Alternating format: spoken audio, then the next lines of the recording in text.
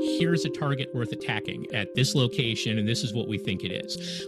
All of the users around the battlefield will then have, the same way that an Uber driver would see current people who want to be picked up, the artillery units can see what are the possible targets to shoot at. And if I realize that, hey, my unit's in a good position to fire, our guns are ready, I can click on that somehow and indicate my unit will take that target on. So it's a distributed system.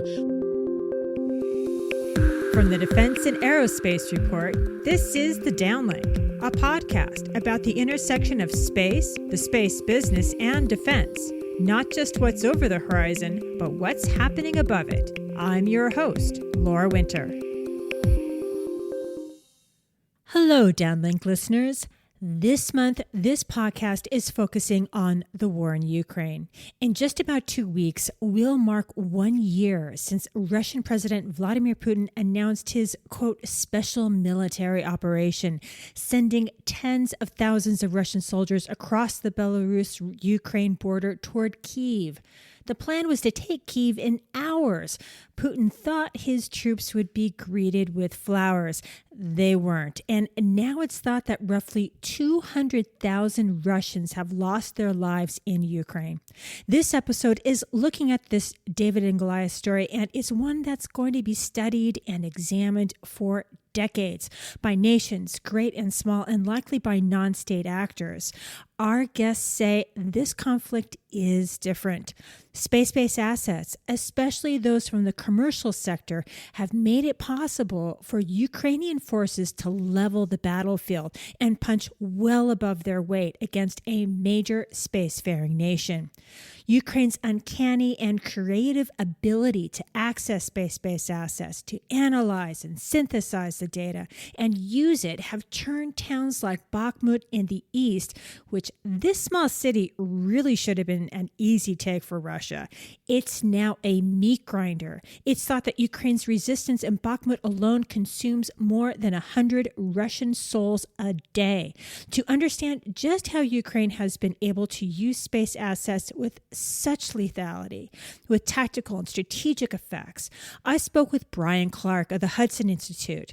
He has been an enlisted, an officer, submariner, and a special assistant to the Chief of Naval Operations.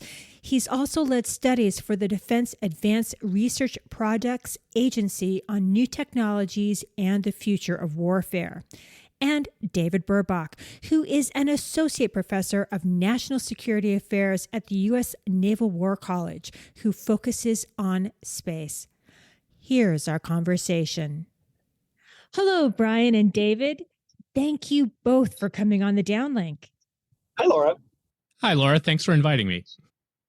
Before we start looking from over 100 kilometers down to the battlefield in Ukraine, we should do a round of introductions, as this is the first time for the both of you on the Downlink. Bryan, you penned the most recent article on the ground effects that space assets have brought to bear, which was published in The Hill. Why don't you start? Great, Laura. Okay, so I'm Bryan Clark. I'm a senior fellow at the Hudson Institute, and I'm the director of the Hudson Center for Defense Concepts and Technology, where I look at the intersection of new technology and defense operations and strategy.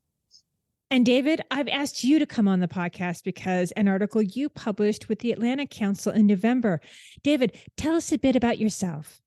Hi, sure, Laura. I'm David Burbach. I'm a professor of national security affairs at the US Naval War College in Newport, Rhode Island, where I teach on U.S. foreign policy, military planning, and specifically on space security. I should add that I'm here in a personal capacity today. I am not speaking on behalf of the Navy. Now, let's begin with the top level stuff.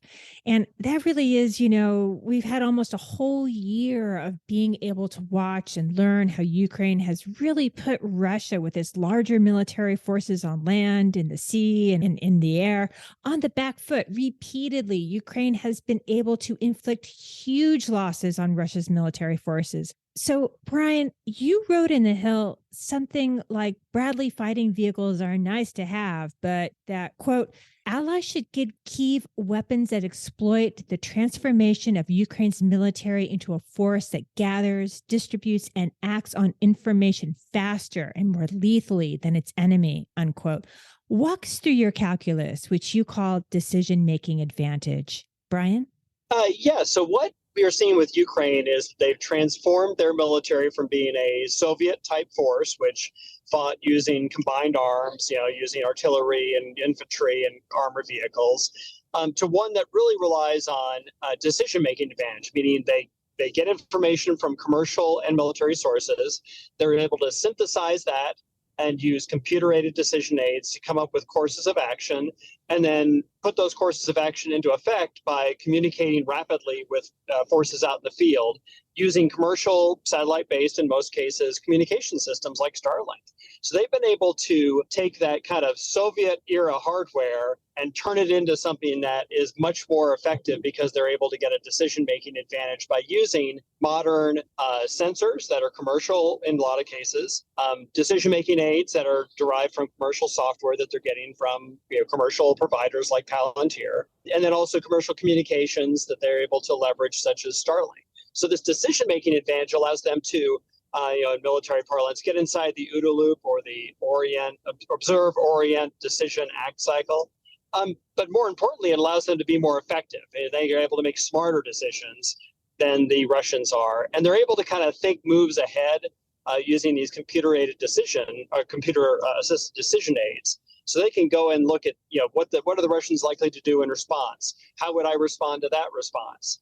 Those kinds of things are hard to do when you're doing it with just managing things on a paper chart. They're much easier to do if you're taking advantage of modeling and simulation and computer-assisted decision aids in real time. I know that this is going to sound like a simple question, and Bryan, I want you to answer it, and I'm focusing it narrowly on the power of modern satellite communications, the likes, of Starlink, but the effects, the first, second, and third order, they've disrupted Russia's plans. What have been the strategic effects of simply being able to receive data at broadband speeds via Starlink? Because this isn't your father's dial-up connection. And heck, it seems to be perhaps even more powerful than what was available in Operation Iraqi Freedom. What do you think, Bryan? Yeah, because what they're able to do, it's both the broadband speeds, but it's also the ubiquity and the resilience of their communications. Because if you are, in U.S. experience, your command posts always have had pretty good, broadband access, and you've been able to transmit large files. The problem is that guys in the field, in the far field, haven't been able to access that same information and build plans. So when they get cut off from headquarters, they're sort of left to do things based on doctrine or habit. But with Starlink, you can now communicate a much larger amount of information to field leaders that are kind of out at the edge in very austere environments. So it's not so much what is able to go to the command post, it's the ability to send to a artillery battery out in the middle of nowhere a picture of the battlefield and say, here's what we see, here's the targets we want you to strike. And then, the guy out there at the field knows how to act. And if he gets cut off, he knows what the intent was, and he can sort of carry on and build his own plan using the computer to decide how to proceed against those targets. So the difference is just the ubiquity of that broadband communication. So it's not just command posts that manage the fight. It's also leaders out in the field can manage their own fight. Yeah, Laura, just to jump in on that, just to give your listeners a sense of how easy this equipment is to use, a Starlink ground terminal consists of an antenna that's about the size of a pizza box, electronics it connects to that are like the cable TV box you might have at home, and it can be powered with a fold-out solar panel like you might take camping, connected to a car battery, and then you can just plug a laptop or connect to a cell phone via a Wi-Fi signal from it. So this is something that I've seen photos of what look like individual tank crews or artillery sections having it. So this is no longer something where a command post with a diesel generator can run it.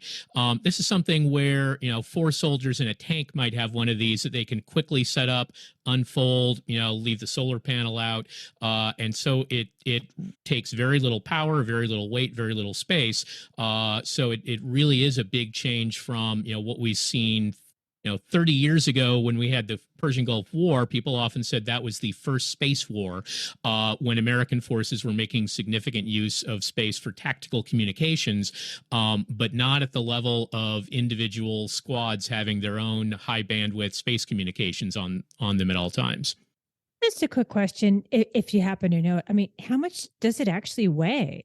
Boy, that's a great question that I don't know the answer off the top of my head, but I'm quite certain a soldier would be able to carry all the necessary, all the ground equipment on that. It would probably not be the heaviest thing that they're carrying. It's really, this is not like how you used to have a 10-foot wide dish in your backyard. If people remember the old days of getting satellite TV, this is it's bigger than your cell phone, but again, pizza box is kind of the right size to think of for the antenna. And David, this is well beyond Starlink. I mean, which space-based assets or products has the Ukrainian military used, and how have they used them? Well, they've made significant use, and I think if the Persian Gulf War was the first space war, what's interesting about this war is it's the first case of a country that is not a space power making significant use of space assets. Ukraine doesn't have a space launch capability, doesn't own its own satellites, but it's able to make pretty significant use of space capabilities that it's able to acquire commercially. So Starlink has been probably the most critical because of its ability to provide communications on the battlefield. Before Starlink, they actually used to use another competitor called Viasat, though, and we can maybe talk about this later. Russia actually conducted a very successful cyber attack against Viasat at the beginning of the war, and Starlink was able to come in very quickly and replace it. We also know that they have been acquiring satellite reconnaissance satellite data. They've been acquiring imagery from commercial sources, optical imagery. Another thing that people may be less familiar with, but that's been critical, what we call synthetic aperture radar imagery, which is essentially you're able to use a radar like a camera. You use the radar beam to illuminate as if you're shining a giant flashlight down from space, and through very sophisticated computer processing that I will not pretend to understand how that math works, but through computer processing, you get an image, and you're able to do this at night or through clouds. And also can be particularly effective at detecting moving targets within an image through noticing Doppler changes. So Ukraine's been able to get fast enough for tactical value, images that will show vehicles or, what the opposing forces are up to, that they're able to get at night and through clouds. Less is known. I don't know about what they might be getting for signals intelligence or electronic triangulation on where Russian forces are. Believe it or not, there are some commercial capabilities in that realm, not so much for communications interception. Commercial companies aren't supposed to be listening in on phone calls, but there definitely are some commercial triangulation capabilities. There's a company that monitors for GPS disruptions from space, which Ukraine might be using that. And what they, if they're getting intelligence products from the US or other NATO countries, that's not something that those countries would talk about, but I certainly wouldn't rule out the possibility that we at least provide them some intelligence products that come from space. David, in your piece, you mentioned an Android app that's nicknamed Uber for artillery. I mean, what's that? Sure. The Ukrainians call it GIS Arta, and I'm assuming GIS probably means Geographic Information System, an acronym that we often use. The Ukrainians, and this is a great example of that decision advantage approach that Bryan talked about, where the way it works is instead of a highly centralized system where things get reported up to a high-level command center, the staff officers figure out a plan and then push out orders to artillery units. It's like Uber in the sense that units that are collecting information, whether it be eyeballing where a Russian unit is, or a drone, or somebody analyzing a satellite photograph, can essentially say, in the system, geolocate and indicate, here's a target worth attacking at this location, and this is what we think it is. All of the users around the battlefield will then have, the same way that an Uber driver would see current people who want to be picked up, the artillery units can see what are the possible targets to shoot at. And if I realize that, hey, my unit's in a good position to fire, our guns are ready, I can click on that somehow and indicate my unit will take that target on. So it's a distributed system where individual low, essentially tactical units who find targets are communicating almost directly with the units that are able to conduct fires, with high-level headquarters providing a much less reduced role. Now, this requires sharing a lot of data. If all I need to do, if I'm a higher headquarters and the model is I issue fire orders, all I need to do to a fire unit is get them information that says, put this ammunition on these coordinates at this time. The way that GIS ARTA works, essentially, everybody needs to get data showing the whole battlefield. I've got to get target, that's a lot of data to move back and forth. So being able to work in that distributed fashion really depends on the kind of high bandwidth communication down to the very lowest tactical level that Bryan discussed earlier. And here's a question that's open to either one of you that actually comes out of last week's podcast. Is there even a point to camouflaging tanks anymore? So I'll take that. So one issue is you need multispectral camouflage to be able to defeat all the sensors that are out there. As David just brought up, we've got SAR, synthetic aperture radar, that can image something that even if it's under a piece of camouflage, you can determine that it's likely a tank because of its radar returns. You've also got infrared imagery, so you've got to now somehow show that it looks like you camouflage the infrared signature of the tank, or if you're going to create a decoy, it has to have its own infrared signature. So camouflage and decoying now is becoming much more complicated as you've got multispectral capabilities that can be deployed from commercial sources to be able to look at every particular target. Now, it's still possible to create confusion by putting decoys out there. It's just that your decoys won't be perfect. You have to recognize that at some point your adversary will sort it all out. And the question is, can you exploit that period while your adversary is sorting it out to take advantage and take the initiative? So can you take advantage of the delay while they're sorting out what the real targets are to attack the enemy? And the Ukrainians, by virtue of having this decision-making advantage and having applications like the Uber for artillery, to be able to quickly take advantage of an opening where they see the Russians dithering while they're waiting to launch an attack. The other thing it does is if you put some camouflage and some decoys out there, you might force your opponent to have to attack everything to try to do it quickly. Which means now they're expending more weapons. And so that's been useful. And there's been cases in Ukraine where the Ukrainians have used decoys and deception effectively to drive up the number of weapons that Russia has to use, which has helped to deplete the Russian magazines over time. So that sort of speaks to perhaps that Russia just doesn't have anything comparable. Is that true?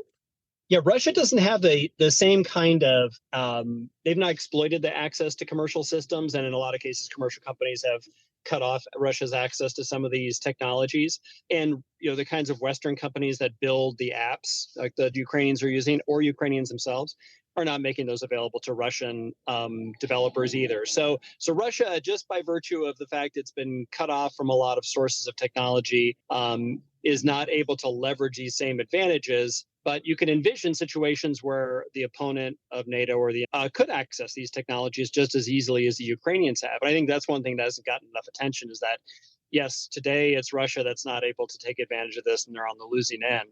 But in the future, it could be another opponent, and they could, like Iran, could turn this around and use the same technologies against U.S. allies. And I think one particular thing to note there is that China has much more significant military space assets of its own. Now, it probably wouldn't be able to access Western commercial technologies, but one thing that's quietly happened without many people realizing it is the degree to which China has really surpassed Russia in space capabilities. China has been putting up a tremendous number of ISR, surveillance and reconnaissance satellites in the last few years, probably has significantly better space surveillance capability than Russia does at this point. I think it's been a little surprising how poorly Russia has done given the capabilities that we would have assumed it was using. And people often think, well, there are lots of hackers and computer programmers in Russia, but I think their military has been much less able to tap into whatever skills are available in its population more generally. Whereas Ukraine, first of all, I think Ukraine was underappreciated as how much technical talent it has. For one thing, actually, Russia used to buy quite a few of its satellites from Ukraine. A lot of the former Soviet space industry had been based in Ukraine. Up until the invasion of Crimea, Russia was buying some of its military satellites from Ukrainian producers. So there's a fair and Ukraine has really made an effort to kind of the same way that I think Israel has to make doing tech a cool thing for its youth, and has been able to make use of that in its military. The way that the Russian military still I think is much more Soviet in the sense of being a very top-heavy, politicized, and just really pretty miserable institution to be in if you're a young soldier, that has probably not helped them to capitalize on bringing tech into the force the way a country that feels like it's really fighting for its survival and allowing innovation in its force has been able to do. Speaking of misery, I mean, misery is definitely shared, not just for soldiers, but also for sailors. I mean, without having access to these third-party space-based assets or their various different products that are produced from these commercial entities, would the sinking of the Moskva even be possible? So on the Moskva, commercial technologies played a big role. The commercial imagery allowed them to understand in general where the ship was. They were able to communicate the location of the ship back to launchers that were along the shoreline that didn't have a connection back to a wired sort of communication system. And then arguably the TB2s, the drones that they were able to buy from Turkey that were commercially derived, also played a role in helping to confuse the air defense systems of the Moskva. So commercial technology really played a big role in the sinking of the Moskva. It may not have been, the thing that actually killed the ship. That was going to be the Neptune cruise missile that the Ukrainians build themselves. But most of the pieces of the kill chain had a commercial element to them. Now, both of you have said that Russia's war in Ukraine is a preview of how wars are going to be fought in the future. And Bryan, you should go first. Why did you say that, or write that rather? What do you see as an expert in naval operations? Is there an example of it from this conflict? Well, I think we've seen, Moskva was sort of an early example. And then since then, we've seen attacks on amphibious ships in the harbor near Mariupol. We've seen examples where naval forces were successful attacking Russian ships going by Snake Island. A lot of these attacks were made possible thanks to communications that were provided by Starlink, by satellite communications that they got commercially. And then in many cases, the imagery that allowed them to at least build that initial targeting picture was provided by a commercial entity as well. So you're seeing these commercial technologies make an entrance, if you will, and be part of the kill chain. And I think in the past, and the U.S. also views these as mostly as parts of the intelligence community. We use these systems to, help build analysis and a picture, but we don't necessarily use them tactically. Commercial communications like Inmarsat are used in the U.S. military, like the Navy, but mostly for administrative communications, not for operational communications. So I think we're seeing now that the validity or the value of these commercial systems in actual military action and in conducting and executing kill chains. So that to me, that's the big transition. And you're seeing even in the Black Sea, which is a pretty small theater, systems being used and multiple examples of anti-ship warfare being executed using commercial or commercially derived systems. Am I right in thinking that this is possibly, one of the few or perhaps even the first where both of the parties involved have access to space-based systems where they own them as a national government entity, or whether they're being, these products are coming from third parties that are non-government, that are commercial, or even in one case, for instance, I mean, there's a Ukrainian NGO that bought an ISI satellite. I mean, is this the first time where both sides have had access to space? At the level of space information that the two parties have here, I think so. I mean, there, like, if you were to go back to the 1991 Gulf War, I mean, in a sense, Iraq would have had access to weather forecasts that were derived from satellites the same way anybody else on the Earth would. But at the level of really having some serious space capability, and again, what's surprising is that both parties have it, even though only one of the two actually can launch and owns its own satellites. So I think that is a significant change. And yeah, it would be interesting, I suppose, to look at, say, the recent conflicts between Armenia and Azerbaijan and see to what neither of which, of course, has its own indigenous space capabilities. Did either country make real use of buying commercial imagery or commercial satellite communication? I throw that out as something that it would be a good example to look at. I admit to not being very, I have not done that looking myself, but that would be an example where you might see two countries, neither of which has real space capabilities, but who I could imagine a variety of ways they might have found it useful to make use of products of space surveillance and space communication. And David, also to give your piece too, I mean, you also wrote that this war is a real turning point. You wrote that it's a potential harbinger for the future, especially for the commercial space sector. When you're saying it's a real harbinger for the future, is this something that is just going to be used by nations, or could it be used by terrorists? Could it be used by other folks that are, not per se a government organization or entity? I think some capabilities certainly could. There's a tremendous amount of open source information. For example, some of the nerds who like playing with satellite data discovered that the European Space Agency's radar imagery satellites, you can actually see where air defense radars are based on certain interference patterns that appear in those images. And that data is just public. Anybody can download that from their website, updated very frequently. So there's a lot of open source information where you would have to actively try to keep people away from it, and that's pretty difficult.